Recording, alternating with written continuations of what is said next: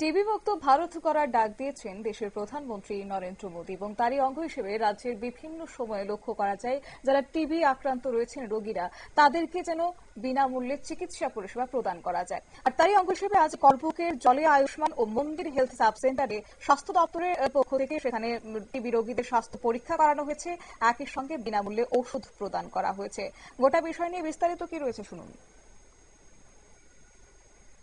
এটা আমাদের বিশেষ করে এই গত 2024-এ এই sub centre national quality assurance standard NQAS certified হয়েছে।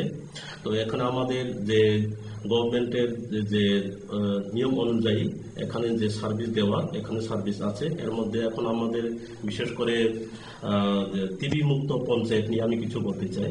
টিবি মুক্ত ভারত এটা প্রধানমন্ত্রীর একটা ফ্ল্যাগশিপ প্রোগ্রাম।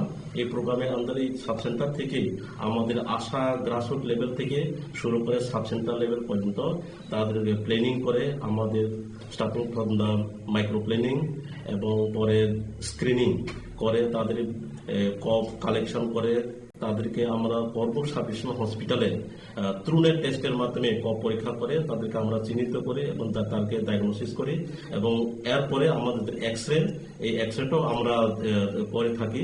তো এখানে এটার পর যদি কোনো পজিটিভ পাওয়া যায় এটাকে আমাদের যে নিয়ম অনুযায়ী তাদেরকে যে ট্রিটমেন্ট দেওয়া বিনামূল্যে ট্রিটমেন্ট দেওয়া হয় এবং ওষুধটা আমাদের বিনামূল্যেই দেওয়া হয়, সঙ্গে ফুড বাস্কেটও তাদেরকে প্রোভাইড করা হয়।